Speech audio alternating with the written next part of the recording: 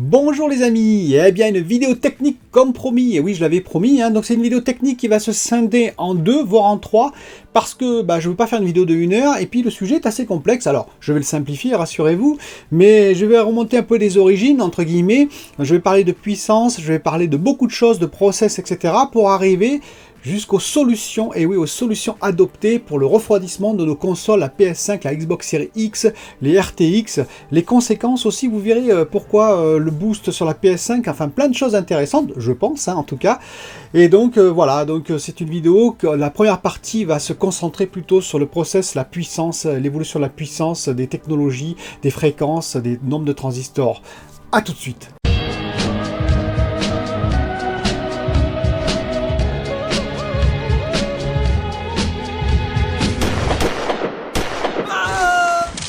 Et donc oui, je vais prendre la PlayStation en particulier comme référence, je m'en explique, c'est pas du tout encore le PlayStation fanboy qui parle, non, pas du tout, j'aurais pu prendre très bien la Xbox aussi, mais simplement, la PlayStation, l'avantage que j'ai, c'est que j'ai, on va dire, une évolution de console de plus, c'est-à-dire de la PS1 à la PS5, il y a eu 5 consoles, contrairement à la Xbox, donc la Xbox à la Xbox Series X, S, où il n'y a eu que 4 évolutions, et je préfère avoir, on va dire, un spectre plus large encore, donc grâce à la PlayStation, j'ai un spectre un peu plus large. En effet, la PS1, pour rappel, c'était basé sur un processeur MIPS R3000A RISC, donc à 32 bits, qui tournait autour de 30 MHz, donc vous voyez, 30 MHz, oui, retenez bien ce chiffre, je le redirai plus tard, ne vous inquiétez pas, et il était adapté, et il avait à peu près 1 million de transistors. La PS5, pour référence, donc la 5e génération de consoles chez PlayStation, chez Sony, eh bien, elle n'est pas tout à fait pareille, puisque quand même, elle tourne à... Alors, il y a le CPU, le GPU, je vais prendre le GPU comme référence, mais le CPU est à 3,5 GHz, mais le GPU est à 2,23 GHz en boost. Et le tout, la PU fait à peu près 10 milliards de transistors. Vous voyez un peu, c'est pas tout à fait pareil, donc il y a 10 000 fois plus de transistors. La fréquence, elle, a été boostée puisqu'on va être à peu près à 100 fois plus en termes de fréquence. Donc vous voyez, un sacré boost. Et on est passé entre la PS1 de 0,1 gigaflops, alors je vais rappeler les flops, flops c'est l'unité de mesure de base, nombre d'opérations à virgule flottante qu'on peut faire par seconde, le processeur en l'occurrence ou le GPU, donc de 0,1 gigaflop à 10,2 teraflops. Vous imaginez, ça c'est aussi énorme puisque c'est 100 000 fois plus. C'est-à-dire qu'en théorie, de base, attention, je ne parle même pas de l'architecture, j'en parlerai plus tard, qui a beaucoup évolué aussi sur les GPU, mais rien que de base déjà, c'est 100 000 fois plus, on va dire la PS5 égale 100 000 fois la PS1, en l'occurrence, de base. C'est juste énorme. Oui, mais voilà, comment on est arrivé, quel impact sur la puissance, quel impact sur la chaleur dégagée, etc., sur la surface. Eh bien, on va en parler tout de suite. Donc, comment on fait déjà pour augmenter, pour gagner des teraflops? Alors, il y a 3 techniques. La première technique, c'est très simple, on va augmenter le nombre de transistors. Oui. La deuxième technique qu'on va utiliser, c'est on va augmenter la fréquence d'horloge du GPU, de l'APU, du CPU. Et la troisième méthode, c'est on va améliorer l'architecture du GPU, j'en parlerai dans une troisième phase. Si on revient à la base, on va prendre le premier cas, le nombre de transistors. Imaginons que vous avez un GPU qui a 1 teraflop. Et vous dites, pour ma future console, je veux passer à 10 teraflops. Je veux augmenter de 10 fois la puissance de ma console. La première méthode, donc, c'est comme je vous ai dit, c'est de multiplier le nombre de transistors, puisque chaque transistor va faire des opérations. Donc, vous voulez passer de 1 teraflop, c'est-à-dire 1000 milliards d'opérations par seconde, à 10 teraflops, 10 000 milliards d'opérations par seconde. Vous allez augmenter de 10 fois le nombre de transistors. Basique, Donc, ça veut dire quoi? Ça implique quoi? Ça implique que vous allez passer, par exemple, de 1 milliard de transistors à 10 milliards de transistors. Donc, à process constant, quel que soit le process, n'a pas d'importance. Et sur des wafers de 300 mm, c'est le standard actuel, nous aurons par exemple 1000 puces, nos APU qui sont à 1 teraflop, 1000 puces. Eh bien, si on veut faire des 10 teraflops, des puces donc 10 fois plus puissantes, ça prend, si on augmente seulement le nombre de transistors, ça va prendre 10 fois plus de place, d'accord? Donc nous n'aurons plus que 100 puces. Alors quel est le problème de ça? Ça pose un premier problème, c'est-à-dire que à process constant toujours, ça pose le problème que déjà, il faut savoir que les fondeurs vendent donc aux designers, donc TSMC par exemple à AMD, vendent à la plaque. C'est le prix d'une plaque, ça veut dire par exemple c'est 10 000 $ la plaque, voilà. C'est comme ça. Alors les accords sont que, par exemple, AMD va dire ok, mais je veux au moins 90% de rendement, c'est-à-dire que sur les 1000 puces, j'en veux au moins 900 qui marchent. Sinon, je ne paye pas la plaque. C'est des accords comme ça, hein, qui se passent entre fondeurs et on va dire designers de puces.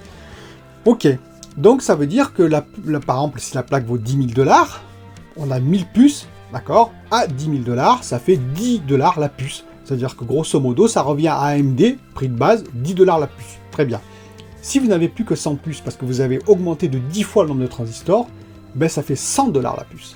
C'est pas tout à fait la même chose, vous imaginez. Mais ça va plus loin. On a malheureusement des défauts. Malheureusement, même si on est en process, même si, on va dire, tous les espaces process sont hyper nettoyés, hein, vous imaginez, aucune particule, il y en a toujours. Voilà, malheureusement pour différentes raisons. C'est ce qu'on appelle la défectivité, c'est des petits défauts qui vont se déposer à différentes étapes du process et qui vont faire que votre puce à la fin va devenir mauvaise parce que ben voilà, il va y avoir un défaut sur le transistor ou par exemple une piste, vous savez, les routes entre les transistors comme je vous ai décrit dans les vidéos précédentes qui vont être coupées par exemple par un défaut, etc. etc. Eh bien imaginons que vous ayez 10 défauts uniformément répartis sur le wafer. Alors c'est pas comme ça que ça se passe, bien sûr, il peut y avoir des clusters, plusieurs défauts au même endroit sur la même puce, mais imaginons. Eh bien sur les 1000 puces, vous savez, la 1 teraflop, bah vous aurez que 10 puces de fail, c'est-à-dire qu'il vous restera 999 puces de bonnes. Le prix sera à peu près le même, les 10 000 $ divisé par 990, ça ne va pas changer grand-chose. Si vous avez que 100 puces, si vous en perdez déjà 10, vous avez plus que 90% de rendement déjà, donc risque que AMD refuse le wafer, mais en plus, ben vous perdez énormément, parce que là c'est toujours 10 000 $ divisé par 90, donc ça fait 110 $ la puce et non plus 100 $. Imaginons qu'on en ait 50 de défauts, on va augmenter. Hein. Dans un cas, nous aurons 950 puces bonnes, nous avons 95% de rendement, hein. Ça veut dire 950 puces sur 1000 qui sont bonnes. Ça ne va pas changer grand-chose au point de vue prix, hein. Toujours pareil, ça va être 10,2 ou quelque chose comme ça, $ par puce. Dans l'autre cas, c'est pas tout à fait pareil, parce qu'on n'a plus que 50 puces bonnes sur 100, ça fait que 10 000 $, toujours divisé par 50, ça fait 200 $ la puce. Vous comprenez l'impact ? Plus la puce est grosse, plus il y aura un impact important. Et le pire du pire, imaginez, on a 100 défauts uniformément répartis sur le wafer. Dans un cas, nous aurons 900 puces sur 1000 de bonnes. Bon, ok, pas très bon rendement. AMD va commencer à dire attention, si vous baissez encore, je ne prends plus vos plaquettes. Dans l'autre cas, vous aurez 0 puces de bonnes. Vous serez incapable de fabriquer correctement l'APU pour votre nouvelle console. Donc, vous voyez que l'impact du nombre de transistors sur les wafers est énorme. Alors, la deuxième solution pour augmenter les teraflops, c'est quoi? C'est la fréquence. Bah oui, la même chose. Hein. On va augmenter la fréquence de 10 fois. Donc, le transistor, vous savez, c'est comme des portes, je vous ai expliqué, va bagoter 10 fois plus vite. S'il bagote 10 fois plus vite, il fait donc 10 fois plus d'opérations à la seconde. Donc, on est passé de 1 teraflop à 10 teraflops. Très bien. Mais ça pose beaucoup de problèmes, vous imaginez bien. Donc, vous avez toujours vos 1000 puces. Là, par contre, le nombre de puces ne change pas, ok, puisque vous faites bagoter plus vite vos transistors, c'est-à-dire que vous poussez au maximum le process. Sauf que, bah oui, il y a des éléments physiques qui font que ce n'est pas possible, vous imaginez bien. On pourrait dire qu'entre la génération PS1 et la génération PS5, on a augmenté énormément la fréquence, puisqu'on l'a augmenté de 100 fois. Vous voyez, déjà, c'est déjà pas mal. Mais voilà, il y a un petit problème avec tout ça, c'est qu'on a changé de technologie. Sur la même technologie, ce n'est pas possible d'augmenter comme ça de 100 fois la fréquence. Pourquoi? Imaginez les portes dont je vous parle, hein, les transistors. Eh bien, entre la PS1, ça va être une porte, on va dire, de hangar d'avion, une énorme porte, et la PS5, ça va être une petite porte automatique, par exemple, d'une pharmacie. C'est toute la différence, c'est-à-dire que pour actionner la porte, on va dire, du 7 nanomètres de la PS5, il faut beaucoup moins d'énergie que pour actionner l'énorme porte de hangar de la PS1, qui était en 350 nanomètres, ou si vous préférez, en 0,35 micromètres. Et oui, les portes ont vachement diminué, les transistors en fait ont vachement diminué, il faut beaucoup moins d'énergie à déployer pour le faire bagoter. Donc, vous pouvez accélérer beaucoup, et effectivement, il va suivre. Alors que la grosse porte de hangar, pour la faire accélérer, il faudrait des moteurs énormes, il faudrait une centrale nucléaire derrière, et en plus, Le risque, bien sûr, majeur, c'est que si vous déployez tout ça, bah, la porte, elle va casser, quoi, parce qu'elle ne pourra pas le faire, elle ne pourra pas bagoter très vite, ça va tout exploser. Vous voyez l'image? Eh ben, c'est à peu près ça. Donc, bien sûr, c'est des phénomènes physiques, hein. Je réduis beaucoup la chose, mais c'est exactement ça. C'est-à-dire que, grosso modo, la miniaturisation permet l'accélération, tout simplement. Et donc, à un process donné, eh bien non, on ne peut pas accélérer indéfiniment. On peut gagner 20-30%, mais sur un process, hein, c'est l'overclocking par exemple, mais on ne peut pas aller bien plus loin. Et vous verrez d'ailleurs que quand on accélère, quand on arrive aux limites du process, quand on monte vers les limites du process, la courbe n'est pas du tout linéaire. Ce qui va vous expliquer certains petits, entre guillemets, problèmes sur la PS5. Ce qu'on a appelé la surchauffe, vous comprendrez pourquoi par rapport à l'overclocking de la PS5. La troisième solution, alors c'est une solution qui ne concerne pas directement les teraflops, hein, c'est l'amélioration des architectures. Eh oui, bien sûr. Par exemple, le GCN vers le RDNA, RDNA2, puis bientôt le RDNA3 sur AMD. Hein, on a le Turing, qui puis maintenant on a le Ampère sur Nvidia. Tout ça, c'est des fonctions embarquées, comme j'ai déjà expliqué, des fonctions avancées embarquées dans les GPU en particulier. Hein. Les CPU, c'est pareil. Hein. Et donc, à quoi ça sert? Eh bien, c'est simplement qu'on va faire en moins de lignes de code la même fonction. Grâce à une architecture avancée, on va pouvoir faire la même fonction en moins de lignes de code, donc plus rapidement.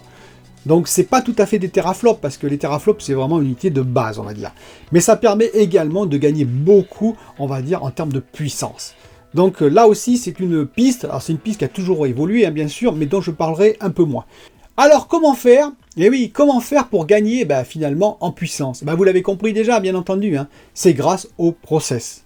C'est grâce aussi, je vous l'ai expliqué, à l'architecture, mais c'est grâce au process. C'est-à-dire que le process, la miniaturisation du process va nous faire gagner énormément en termes de fréquence et en termes d'énergie, parce que chaque fois qu'on diminue la taille, on consomme moins à fréquence égale. Voilà. En plus, l'avantage, c'est que le power supply, c'est l'alimentation, on va dire, du circuit, va diminuer aussi avec le process. Ainsi, on était à 3,3 volts en alimentation en power supply pour le processeur MIPS de la PS1 et on va tourner, je pense, pour la PS5 à 0,75, en tout cas inférieur à 1 volt, ça c'est sûr. Il parle même de 0,5 pour tout ce qui est, on va dire, alimentation de low consommation. Hein. Donc je pense que c'est plutôt 0,75, mais ça peut être effectivement 0,5 volts, donc pour le 7 nanomètres. Donc vous voyez une tension d'alimentation beaucoup plus basse, donc une dépense d'énergie beaucoup plus faible. Et tout ça cumulé avec en plus la réduction des tailles, etc., on consomme à peu près 350 fois moins pour le même nombre de transistors. Attention, hein, pour le même nombre de transistors à une fréquence de fonctionnement égale, ça ne veut pas dire la même fréquence. Je vais vous expliquer après pourquoi. Entre la PS5, enfin le GPU de la PS5, et on va dire le processeur MIPS de la PS1. C'est-à-dire que si vous faites tourner le processeur MIPS à 30 MHz, c'est-à-dire pleine fréquence, et que vous faites bagoter tous les transistors, et que vous prenez la PS5 et que vous faites tourner 1 million sur les 10 milliards, 1 million de transistors à 2,23 GHz, c'est-à-dire sa fréquence de fonctionnement max, eh bien vous aurez 350 fois moins de consommation sur la PS5 que sur le processeur MIPS de la PS1. Ça, c'est important à comprendre. Par contre, vous allez me dire, ah oui, mais il y a 10 000 fois plus de transistors. Et oui, donc si on fait tourner, effectivement, on va multiplier la consommation par autant. C'est-à-dire, on va la multiplier par 10 000 divisé par 350, puisqu'on a 350 fois moins de consommation pour le même nombre de transistors. Qu'est-ce que ça consomme alors? Vous allez me dire, c'est intéressant parce que ça marche assez bien. Si vous prenez le processeur MIPS de la PS1, il était à 5 watts. C'est à l'époque, hein, on a un peu oublié, mais oui, 5 watts, et on trouvait que c'était beaucoup à l'époque, hein, vous imaginez. Sur le même process pour la PS5, on aurait 10 000 fois plus de transistors, hein, ça veut dire qu'on aurait consommé 50 000 watts. Voilà, donc ça fait 50 kW, ça fait un beau chauffage pour même un immeuble, hein, vous imaginez, avec une petite puce. Bon, bien sûr, ce n'est pas possible. Donc justement, il faut diviser par les 350 le gain grâce au process et à l'alimentation, et vous arrivez à peu près à 150 watts. Ben oui, c'est à peu près ce qu'on estime hein, pour le processeur de la PS5 et même le processeur, enfin le GPU et l'APU de la PS5 et l'APU de la Xbox Series X.